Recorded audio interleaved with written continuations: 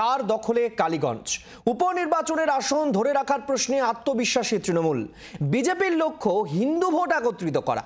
বামেদের সমর্থন নিয়ে লড়াইয়ে নামলেও ভোট যুদ্ধে অনেকটাই পিছিয়ে থেকে শুরু করছে কংগ্রেস। আর মাত্র কয়েক ঘন্টা তারপরেই শুরু হতে চলেছে নদিয়ার কালীগঞ্জ বিধানসভা কেন্দ্রের উপনির্বাচন। ২৬-এর বিধানসভা ভোটের আগে এই এক আসনের উপনির্বাচন নিয়ে সরগরম রাজ্য রাজনীতি। ২১-এর বিধানসভা নির্বাচনে কংগ্রেসের হাত থেকে এই কেন্দ্রের দখল নেয় তৃণমূল। প্রায় ৫০,০০০ ভোটের ব্যবধানে জয়ী হন নাসিরউদ্দিন আহমেদ। তার মৃত্যুর কারণেই এই কেন্দ্রে উপনির্বাচন করাতে হচ্ছে। তাৎপর্যপূর্ণভাবে উপনির্বাচনে নাসিরউদ্দিন আহমেদের মেয়ে আলিফা আহমেদকে প্রার্থী করেছে শাসক দল। ভোটের ময়দানে তাঁর প্রধান প্রতিপক্ষ বিজেপির আশিস ঘোষ।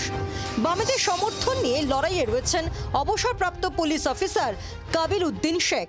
আপাততভাবে এই বিধানসভা কেন্দ্রে যে উপনির্বাচন হচ্ছে সেখানে কি ফলাফল হয় সেদিকে কিন্তু এই মুহূর্তে রাজনৈতিক মহল তাকিয়ে রয়েছে। কারণ 2026-এ বিধানসভা নির্বাচনের আগে এই একটিমাত্র উপনির্বাচনে মূলত কে কতটা দাঁত ফোটাতে পারে। মূলত এই 47,000 ভোটে যে ব্যবধান ছিল তৃণমূল কংগ্রেসের জয়লাভের, তা কোনো রকমভাবে কমে না বাড়ে সেদিকেও কিন্তু এই মুহূর্তে রাজনৈতিক মহল তাকিয়ে রয়েছে।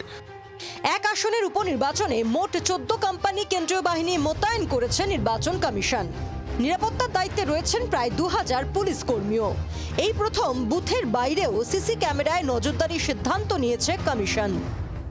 এই উপনির্বাচনকে ঘিরে নির্বাচন কমিশন অত্যন্ত কঠোর হাতে বেশ কিছু নতুন নিয়ম ইমপ্লিমেন্ট করতে চলেছে এবং যদি সেগুলো ইমপ্লিমেন্টেড হয় ঠিকঠাক, তাহলে 26-এ বিধানসভা নির্বাচনের ক্ষেত্রে সেগুলোই কিন্তু আবারও ইমপ্লিমেন্টেড হবে নির্বাচন কমিশনের তরফ থেকে। উপনির্বাচনের একদিন আগেই ওয়েবকাস্টিং নিয়ে সন্দেহ প্রকাশ করেছে তৃণমূল। গুজরাটের একটা কোম্পানি, তাকে বহুগুণ টাকা বেশি দিয়ে এই ওয়েবকাস্টিং করা হবে। তার মানে কি? মানুষের টাকা খরচা হচ্ছে। যে করেছে এই ধরনের কাজ, যে মাত্র 18.02 লক্ষ টাকার একটা কোটেশন দিয়েছিল, তাকে মাত্র 15 নম্বর দিয়ে বাদ দিয়ে দেওয়া হলো, আর 100 দিয়ে দেওয়া হলো ভি মুক্তিকে। তাহলে কি আগে থেকে ঠিক করা ছিল? নির্বাচন কমিশনের উপরে যদি কোনো প্রশ্ন থাকে সেটা নিয়ে তারা কোর্টে যাক। নির্বাচনের সামগ্রীর যে বরাত, সেই বরাতের নিয়ম কি? টেন্ডার হবে। টেন্ডার হয়ে যে টেন্ডার কম পয়সায় দিতে পারবেন তার কাছ থেকে নেওয়া উচিত।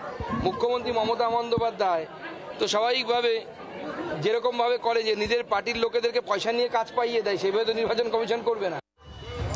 উপনির্বাচনে আসন ধরে রাখার প্রশ্নে আত্মবিশ্বাসী তৃণমূল কংগ্রেস। উল্টো দিকে বিজেপির লক্ষ্য হিন্দু ভোট একত্রিত করা। ভোটের ফলাফল নিয়ে রাজ্য রাজনীতির কারবারিরা অনেকটাই নিশ্চিত হলেও কালীগঞ্জে চূড়ান্ত রায় জানা যাবে 23শে জুন। ক্যামেরায় রতনের সঙ্গে অর্কদীপ্তের রিপোর্ট, জি 24 ঘন্টা। বাংলার আওয়াজ, বাঙালির আবেগ, জি 24 ঘন্টা।